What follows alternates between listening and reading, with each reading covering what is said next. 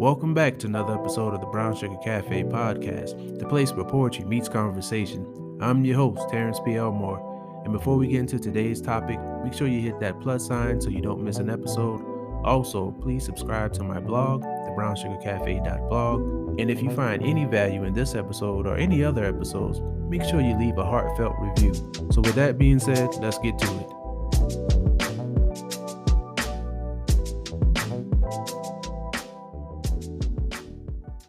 Welcome back to another episode. Thank you all for tuning in. Today we have another special guest. Go ahead and introduce yourself. Hey, what's up, everybody, man? It's your boy, man. Listen, your favorite cousin, big brother, little brother, Terrance Tucker, man, founder of the T.U.C K Project, male mentoring nonprofit, and the author of Not College Material and the Hoop Tee That Could. And I'm so elated to be here with another Terrance with the same birthday. Yeah. That's my guy, man. Hey, man, T.E., man, appreciate you for, for having me. I'm sorry about being in the car.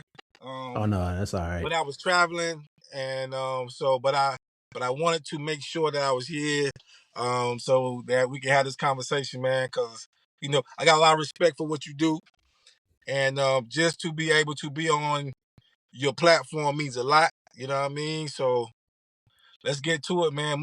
Much appreciation, my brother.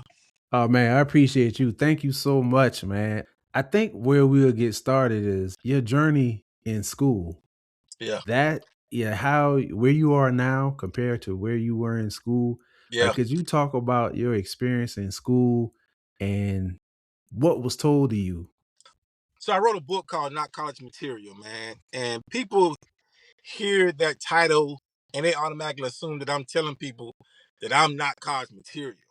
And it's the complete opposite. My ninth grade year, my mother was a little ill, and I wanted to, figure out a way to make her happy, right? Make her smile. You know what I mean? And so if you're a young boy and you the baby boy, you got a real close relationship with your mom, right?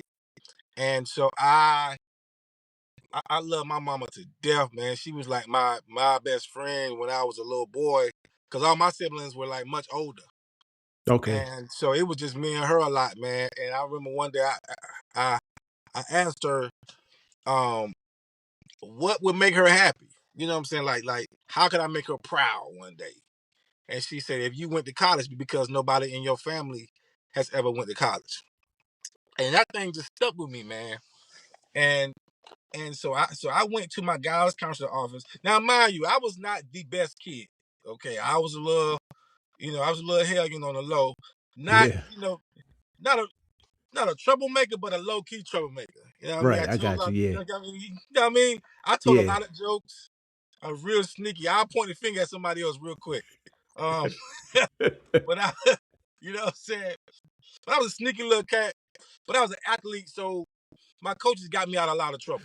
You know what I mean? Yeah. But one day I went to my guidance counselor office, and I just was like, hey, can I have a conversation with you real quick? You know what I mean? And she was like, yeah, sure. Come on in, Terrance.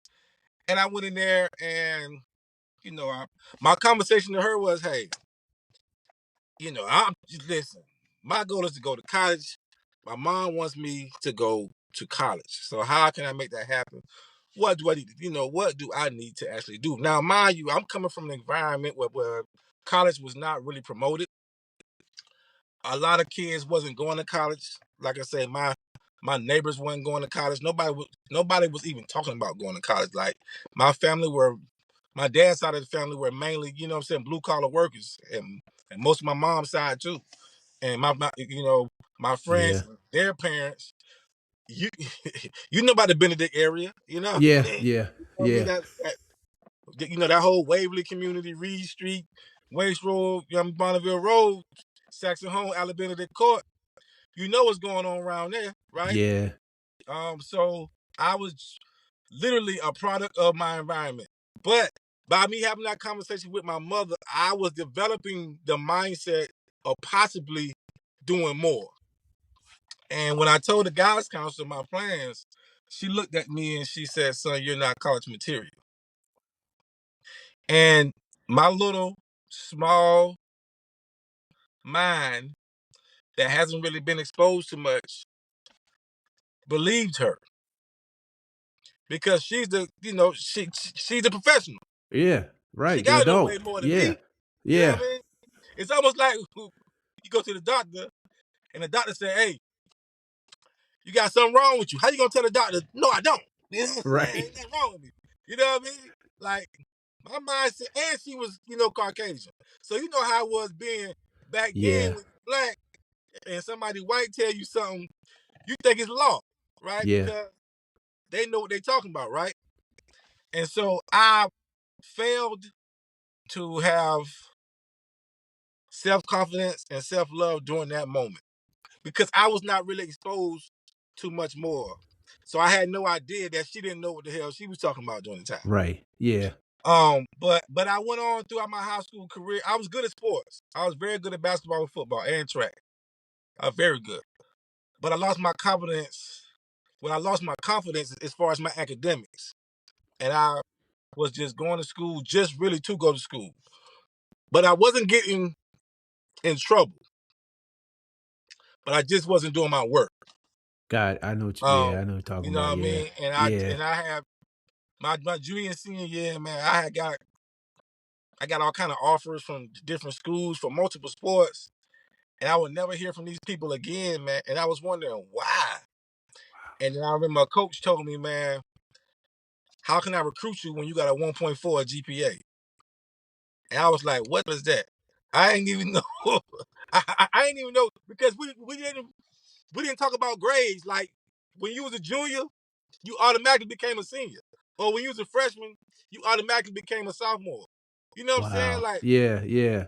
you know what I mean? During that period, you're not really thinking about, you know what I'm saying, getting 3.0s and 4.0s. We're not really talking about that stuff. You know what I mean? And some of that stuff didn't really become relevant until colleges started coming saying, hey, have you taken the SAT? Have you taken the ACT? I'm like, nah, what is that? You know what I mean? So Yeah. by my senior year, bro, I was so behind the eight ball, you know, and then it was too late because, like I said, I mean, and my thought process was, bro, we're not going to college anyway, Yeah. but I had no idea that was a possibility for me had I got a second opinion, right? Put it like that. And so, or had she told me not college material yet, Yet. Yes. That's it. Yep. yet. Those key words can change somebody's life, right? So I went on here and graduated, and I mean, it's time to work now, you know. Now you're a man. My first job was working at Belt Distribution Center. I was loading trucks 7 days a week, dog. And a partner of mine, back then, right, there was a thing called temp services. Yeah. Yeah. You know what I mean? Yeah. And my partner started working at these little temp services, man, getting paid every week. I was like, man, put me on that right there, dog. Right. Put me on that. You get paid every week. Every week. Yeah. Put me Yeah. on that, cuz. Yeah. And he came through, man, and he hooked me up with whatever temp service, man. It was a guy named Travis Price. Travis Price was my, like my temp service guy, like my agent. And he had a contract with Dutch Fork High School. Okay. And he told me, hey man, they out there looking for a janitor. It's paying good money hourly, get paid every week. I was like, okay. And I went out there and I became a janitor, dog. Full time, bro. So, man, okay. A lot to unpack. Yeah, because this is not the first time that I've heard somebody say that their guidance counselor Mm-hmm. told them, maybe not specifically that Right, they aren't college material, but they right, tried to push them towards a trade. Like, right, well, maybe you can do this or maybe do that. But she just straight up said that you're not college material, and that's crazy. right. Like, you would think, personally, I would think that anybody who's an athlete, because, and it's probably because of the school I went to, if you're an athlete, they kind of want to make sure that you're doing, because being an athlete, you had to be, I think you had to have a A 2.0. 2.8, something Oh, something well, high. back then it You was had 2.0. yeah, something you had to have. Right. But the fact that nobody was checking for you and checking your grades is Yeah. just it's crazy that how that happens. And it happens with a lot of kids. They fall through the cracks because Right. nobody's paying attention. And then Absolutely. when somebody is paying attention, in Right. your case, she's just straight up like you're not college material with no Right. other, with not another alternative to say, well, like you said, yet. Like Right. here's what we can do to get you there. There you Regardless of the go. fact that There you you said go. that you wanted to get there, you told your mom that you were gonna try to go to college. She Yep. impressed upon you to go to college, but there Right. wasn't anything in place to say, okay, well, you may not be there yet, but we can get you in these We classes. We get you can there. get you with this tutor. Yep. We can do this to get you there. Let's look at your Yep. grades and find out why they look like this. You Right. know, are the classes Right. too hard? Or in a lot of kids' cases, is it too easy? Are you just Right. too cool, just having too much fun? What is the problem? But she did none of that. And that's Right. crazy. Yeah, man. You know what, man? So I think that it was the school, dog. It was the school. Sid Johnson. Yeah. I love Yeah. Sid Johnson to death, but we were in the middle of 7 projects, and like I said, you know about the area. You know what I mean? Yeah. And Yeah. I so used to tutor kids from W.A. Perry when I there was you at go. There Benedict. you So go. There yeah. you go. So you know what type of kids you getting, right? And when you have schools like that, you know what type of teachers you getting, Yeah. right? You're not getting those Yeah. top tier because nobody wants to teach at those schools, That's right? it. So you're kind of getting the bottom of the barrel, or you're getting those teachers who are beginners, right? Trying to earn their stripes, right? Yeah. And that's what we had, man. And it was just a lot of, just that school, man. College was not promoted. You was promoted to go to the military or to get a trade or to go work. So for years, I thought that I was gonna be the next trash man because a lot of my friends were graduating, or some of them were not graduating, but a lot of them were graduating, and they were going down the street to work for the city. You know what I mean? And they was, Yep. Yeah. getting nice little jobs, buying little Cadillacs and stuff like that. You know what I'm saying? And I was like, hey, that's it right there. Like, that's the way to go. Yeah. Like, that's the Yeah. blueprint. You know what I mean? So we're not looking at people. Listen, it was one of those things where coming from Johnson, if you was really smart, then you wind up going to doggone Benedict. Yeah. Because Nobody it's was right going there. to like USC and Clemson and none of that stuff now. Yeah. Oh, if you were smart, then you wind up going to either Benedict or Millis Tech. And that was it. Most everybody else either dropped out, you know what I mean, got into the streets, or they went to work. And I was one of the ones that went to work. So how did you go from graduating, joining the workforce, to actually becoming enrolled in college? So that's a good question. So I became a janitor. I was a janitor for almost 6, 7 years. And I love my job, dog. I absolutely loved my job, bro. Like let me tell you something. I had fun, man. I I love. I mean, you know what I'm saying? Because you working at Yeah. a high school, right, with like young kids, you kind of relatable to them. You know what I Yeah. mean? But I'm still mopping floors, buffing, waxing floors. I'm cleaning. It had highs and lows. Put it like that, and it had humbling moments. But I got a check every week. You know what I mean? Back then, I was able to go buy my little polo shirts, my little Jordans. Yeah. You know what I'm saying? Yeah. And you couldn't tell. I buy a little room on the weekend. You couldn't tell me nothing. I'm living life, dog. Me and my homeboys go buy little packs of Blackie Miles, and we were just. You would thought we was winning out here. The car raggedy, but I'm still living. I got money in my pocket, Right. right? And so one day they were about to have a big game versus Lexington High School, the basketball game. And I had to buff and wax the gym floor. And while I'm doing it, this principal, he wasn't the principal for Dutch Fork High School. He was the principal for another high school, but Okay. he was always visiting. And he saw me one day. He said, "Son, let me holler at you for a second." And I was like, "Oh, all right, what's up, man?" I'm thinking I done did something stupid. He said, man, what you doing here? I said, what you mean what I'm doing here? It's my shift, right? He said, no, no, no.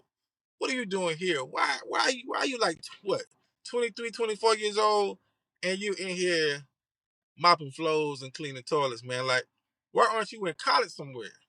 Mind you now, this guy's a black man, Yeah. right? Black principal, nice suit on, well-dressed, well-spoken man. When he asked me that question, Terrance, I immediately went back to my ninth grade year. I was like, well, I'm not college material. I'm 24 years old now, and I'm still thinking like I'm 15. Yeah. Like, hey, somebody already told me I'm not college material, so, and I'm enjoying what I'm doing, right? He told me, sir, like, he said, man, look at your character. Everybody talk good about you. The doggone teachers love you, man. They always giving you compliments. You always saying yes, sir, no, sir. You know what I'm saying? You look me in my eyes when I'm talking to you. You know what I'm saying? But that's character that my dad gave me. You know what I mean? Like, that's just a part of my DNA from what James Tucker gave me. I had no idea that's just how people view you, by your character or who you are when nobody is watching. Right, right, right. And that's who I was whenever nobody is watching because in the back of my mind, my dad was always watching. So I'm saying, so he telling me, nah, we're going to get you in college, cuz. Basically, we're going to get you in college, big dog. I was like, yeah, right, man. Go on somewhere, man. Because, you know what I mean? Right. Got my face with all that, man. Because you're challenging me and you're seeing something in me that I don't see in myself.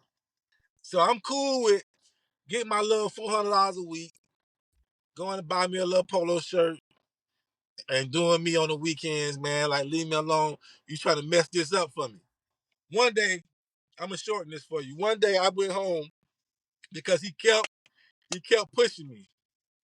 One day I went home and my mom's sister, my aunt, Judith Sally, she worked at South Carolina State.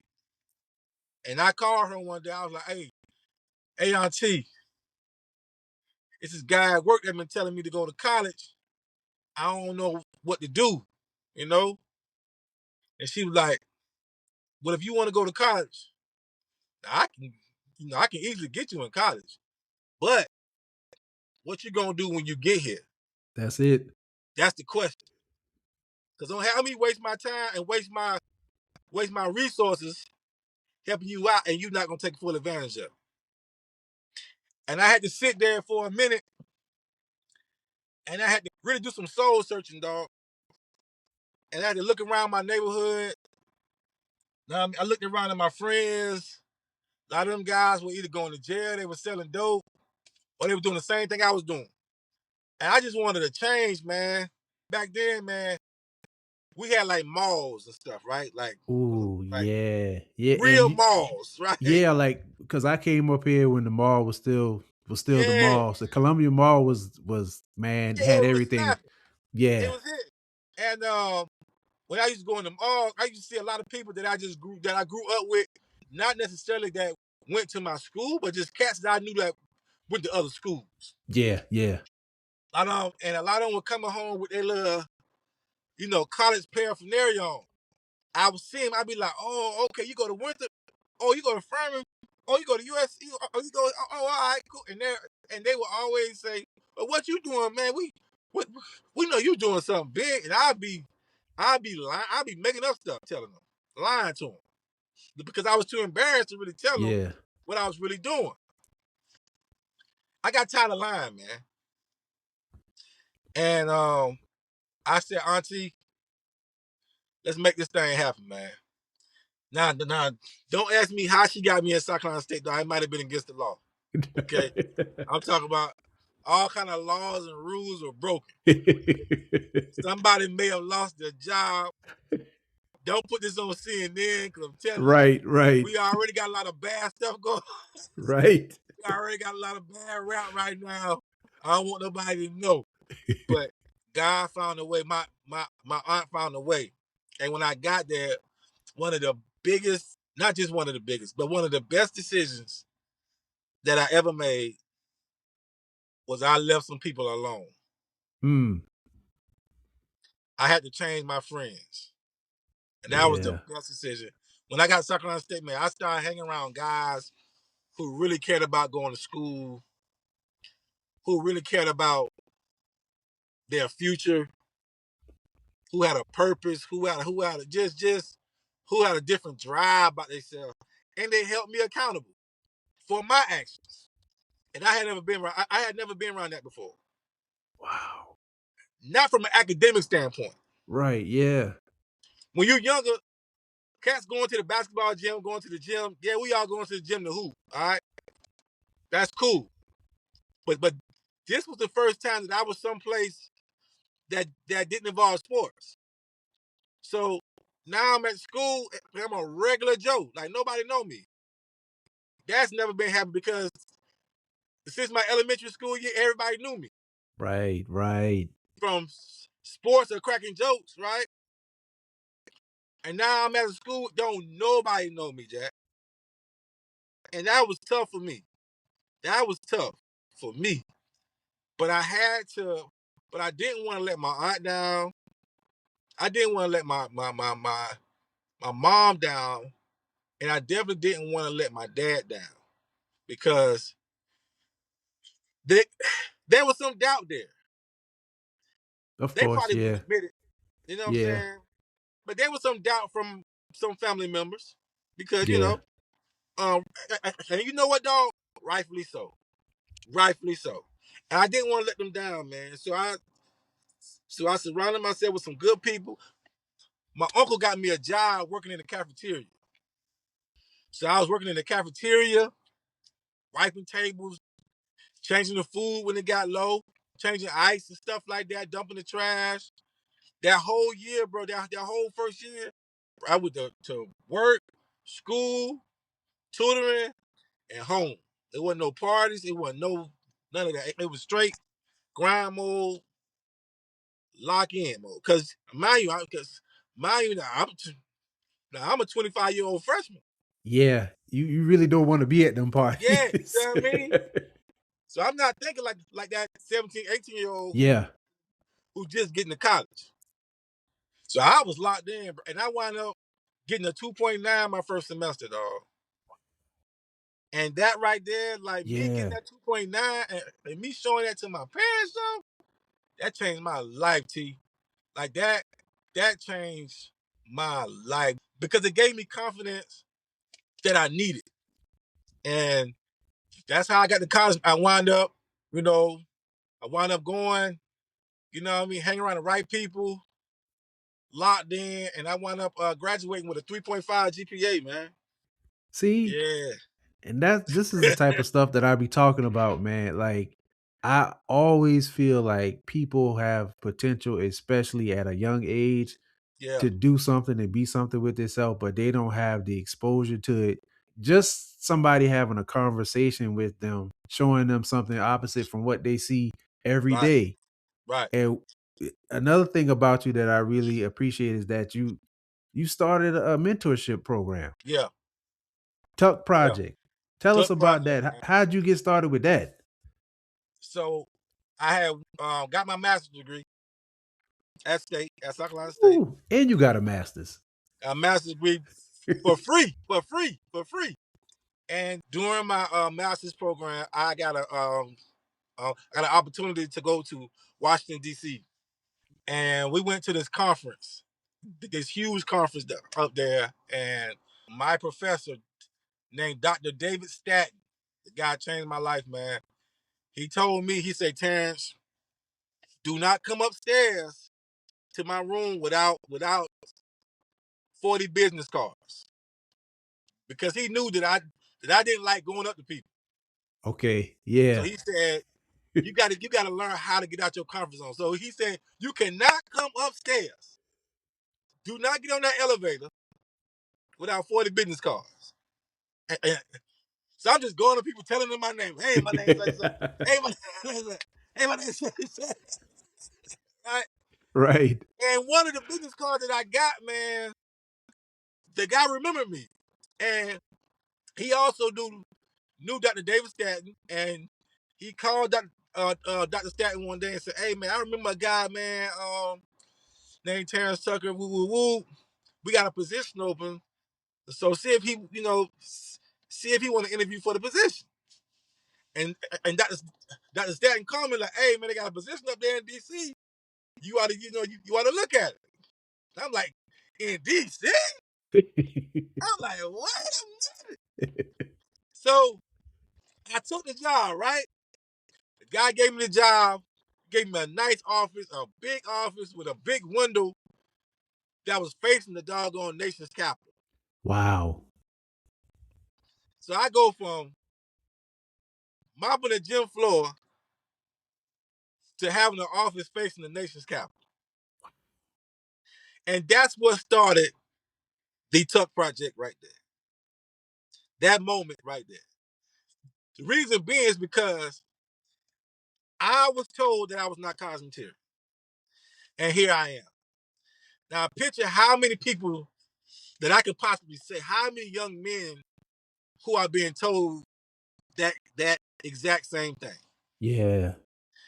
If I can just get into these different communities and change the narrative for these young men, then who knows where they can be. There are so many young men right now working in plants, working in these crazy jobs, who have dreams and goals and ambitions, who were told what they could not be. And I told myself at that point, that moment, that when I moved back south, when I when I finally moved back to South Carolina or North Carolina, wherever I moved to, my goal is to start my own mentoring nonprofit. And so it's about 7 years later, I moved back to South Carolina. My brother died, and my mother asked me to move back south. And I said, when I get back south, I'm gonna start my own mentoring nonprofit. And it just so happened that when I moved back south, before me even start my nonprofit, friends that I had who were teachers and principals and guidance counselors, they were asking me to come speak at their schools. Yeah. I had never spoke before, but they knew my story. So they were like, "Hey man, just come give some wise words to the students." And I was like, from there, I said, "Well, you know what? It's a perfect time to, you know what I'm saying, it's a perfect time to actually start you know what I mean, start my Yeah. mentoring nonprofit." So I developed it. I came up with the name. We started out with just 5 young men from Sid Johnson High School. And from that 5, that that whole 5 wound up going to college. And 4 of them graduated. One wound up going into the military. And then from that 5, it just grew. You know, it just grew rapidly. And so now we're at 195 young men. We're in 9 different schools, and we're in South Carolina and Georgia. I actually just left a school because I have 2 schools in Calhoun County. Okay. Um, and I just left those 2 schools like literally just now, right before I got on the call with you. And that's a tough project, man. So I saw a need, man. So I just wanted to become the guy that I wish that I had saw growing up.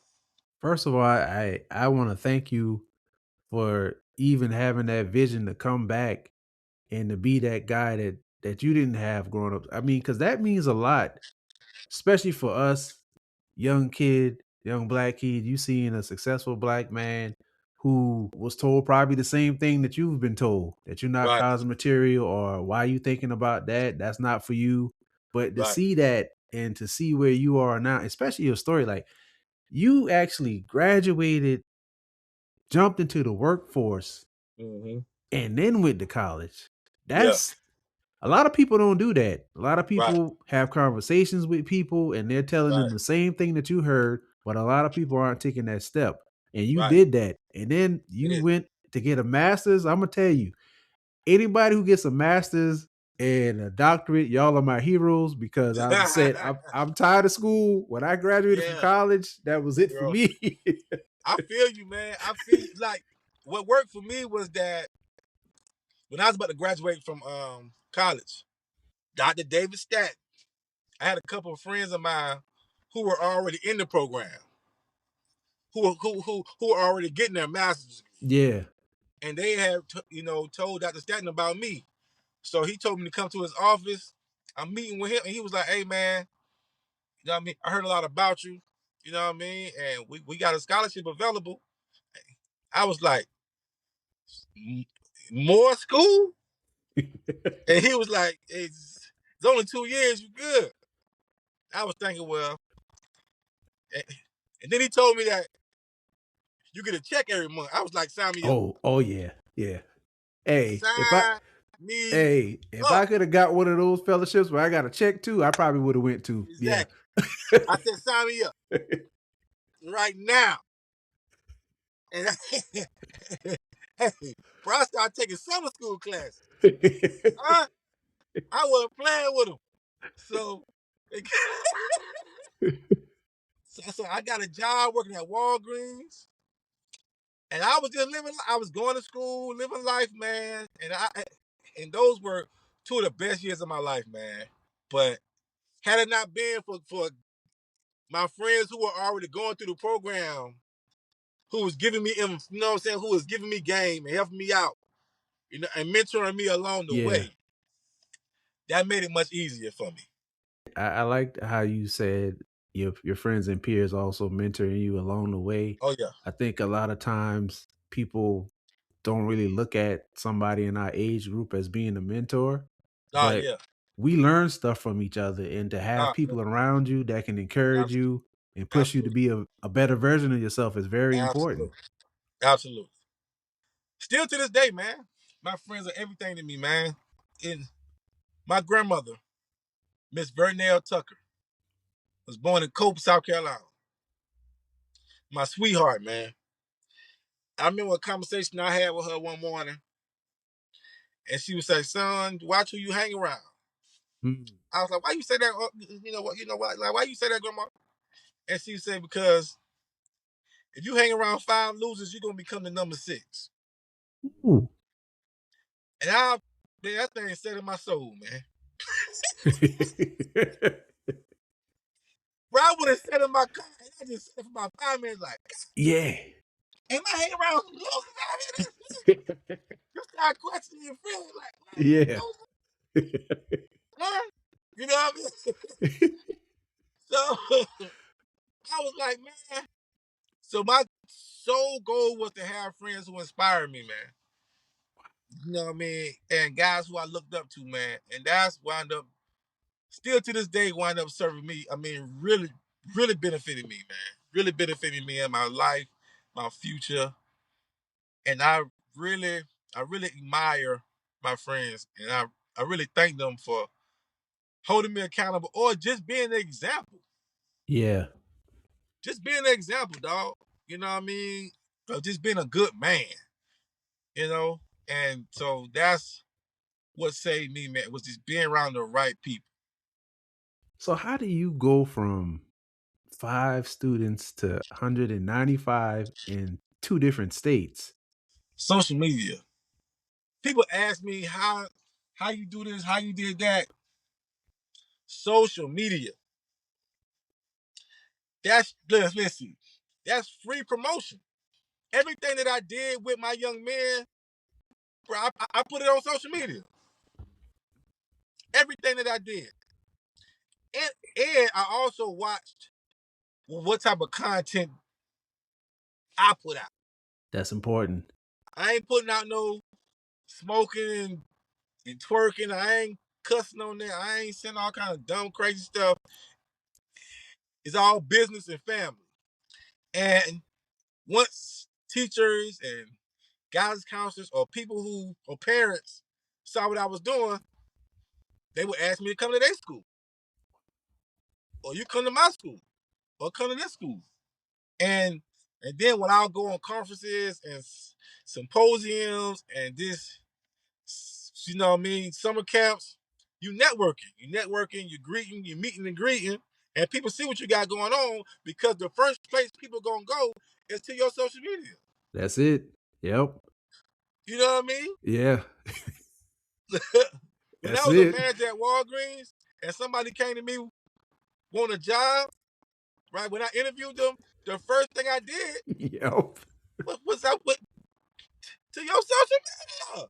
Yeah, because you know what? Like when social media first started, Yeah, nobody really took it serious, and they didn't know nobody. that that's what potential employers were doing. They were Yeah, going these people pages and seeing how they really act and what type of stuff right, they do. right. Even nowadays, you could lose your job for what You you can put on lose a social job. media. Yeah, Yeah, exactly. I mean, I've seen people lose their life. You talking about their job? You know what yeah, I mean? yeah. So I always tell young people, man, because I also do a lot of work with Voc Rehab where we do job readiness trainings, Okay, okay. and I tell a lot of those students, man, perception is everything. That's reality. Even if it's a lie, it's still reality Yep, for a lot of people. yep, I tell people, listen, what you put out there represents you and your family. And people do judge. yeah, People judge. Because why am I going to invest money in you when you out here misrepresenting yourself? yep. You're not going to represent me. That's it. You know what That's it. I mean? So I tell people all the time, man, my social media and me posting stuff and me just being respectful, me being mindful, and me having some integrity has been very beneficial to my nonprofit as far as the growth of it. Being able to get in certain rooms that I'm probably not supposed to be in, you know what I mean? And having conversations with superintendents and getting budgets. It's had its challenges now, don't get me wrong. But all in all, it's been amazing. Gotta ask you about your latest book before I let you get out of here. It's a children's book. How did you come up with the concept of the hoopty that could? And did you always have in your mind that you were going to create a children's book, or is this something new? It probably came to me about 2 years ago. Okay. But I was always telling this story. But I never thought about putting it into a children's book until about 2024. And I was just laying down one day, dog. I was laying in my bed. I ain't gonna lie, I had some Tito's and cranberry in me. And I'm sitting there, I'm just feeling good, right? Right. And some said, man, you know what? You ought to do a children's book. And I was like, yeah, okay. But I had no idea how to start, where to, you know what I mean? Like I knew that my first book was doing very well. Yeah. Not Cause Material was doing real well. But I wanted to have a children's side because a lot of people was asking me, well, can my child read it? And I was like, it might be too advanced for them. But I knew I had that story and people loved that story. So I said, I'm gonna put it in a children's book. And it's a true story, by the way. It's about my first car that my mom bought me, ninth grade year. I came home from school one day and I was tired of walking and it was a bunch of wild dogs running around the neighborhoods and stuff, man. And back then you had one of those huge book bags, right? Oh yeah. The huge books like 40 pounds each. Yeah, man. And I was like, Mama, I'm tired of walking to school, man. Can I please get a car? Man, we ain't got no money. You know what I'm saying? When you young, you don't know you ain't got no money. And so she said, you know what, man? When you get home on Monday, I'm gonna have you a car. I was like, oh snap, for real? She said, yeah, I got you. That's all right. And I then went to school and told all my friends I'm about to get a car. I'm about to be him. I'm about to be him, Yeah. right? I best around told the wrong friends to follow me home. And if you got real friends, your friends can be the most disrespectful Oh people yeah. Oh yeah. Got to known to be. man. That's how we know we love each other. Right, right, exactly. So I'm telling these cats, follow me home, and I'm getting close to my house, and I see this raggedy, beat up station wagon sitting in front of my doggone house. I'm like, oh hell no, nah, man. So I try to run in the house because My friends outside killing my joint. I run in the house. The first person I see is my mom. I said, Mom, somebody car must have broke down in front of the house. Yeah, I called a tow truck, get them boys to move that joint. And she said, nah, boy. She said, boy, that's your car. I mean, it was raggedy. It was like a 1979 Datsun station wagon. Ooh. And she had like 3 hubcaps, Yeah. Yeah. no AC, no heat, no radio, no nothing. But like I tell people, when she gave me the keys to that car, Terrance, my whole perception changed on the car. Because when she gave me the keys to it, no matter how it looked now, Yeah. it's my car. I went outside and walked around it. That was like, you know what? Like, it's literally my car. You know what I'm saying? Yep. And my friends killing it. I mean, they cracking all kind of jokes. And nobody wanted to ride with me. Nobody wanted to get in the car with me. Nobody wanted to be seen in the car. So for like 2-3 weeks, man, here I am driving to school. I mean, listen, it's not the fastest car. I'm driving to school, right? A little smoke behind it, but I'm driving to school. Yeah. Everybody picking at my car, they laughing at my car, enjoying. I said, all right, cool. Every day I got home from school, I watched my car. Every day. The car raggedy as all get out. But I'm still watching. Right? People picking at me saying, man, why you watching that little raggedy car, man? No matter. Right? I'm putting black magic on the tire. Then you may remember this because you by my age. There was a storm that came to South Carolina. Oh yeah, man. Remember that? Remember that? Yeah. It was bad. Messed it up. A lot of cars messed up, windows bust out, stuff. People engines got flooded. And how my house set, right? We was on like a little hill. So my car was straight. When I went outside and checked my junk was straight, right? A couple leaves was on it and stuff, a couple straws and leaves was on it, but she was good. Yeah. I messed around, my phone started ringing early that morning, right? Because we had no power for like a minute, right? And then power came back on. My phone was blowing up, right? It was a dude named Daryl, Chris and Russell. They tell me, hey man, her mama car tires flat, man. You think you can give us a ride to the store? I said, oh, you need a ride, huh? Right? And then my other homeboy Daryl called. He talking about, hey man, we ain't got no food in here, man. Our food spoiled, man. You think you can give us a ride to the grocery store, man, and help us out? I said, oh, you need a ride, huh? And I tell people the moral of the story is sometimes you don't know how valuable you are Mm. until a storm comes.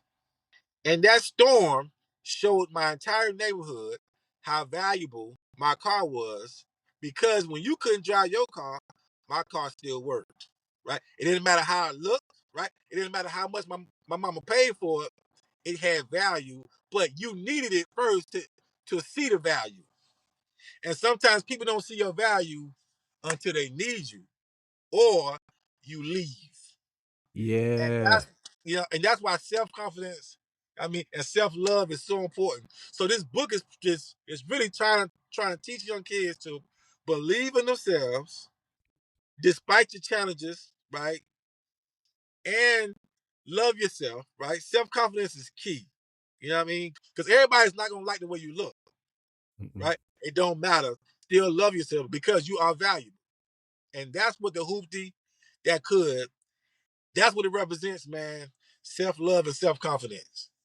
Before I let you get out of here, do you have any final words, and also let the people know how they can get in contact with you, how they can support you, any information you want to share? I just want to say thank you for the opportunity, brother. You know what I mean? It's definitely been an honor.